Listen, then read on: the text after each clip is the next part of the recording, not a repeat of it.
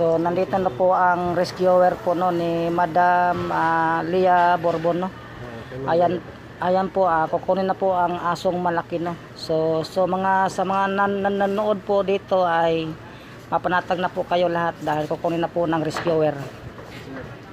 Ano pangalan niyo po, sir? Jmat. Siya po si Jmat. Rider po ni Ma'am Leah Borbon. Pa? Rider ni Ma'am Leah Borbon. Rider po ni Madam Leah Borbon. Ayan po, kukunin na po ngayon ng aso ngayong araw na po.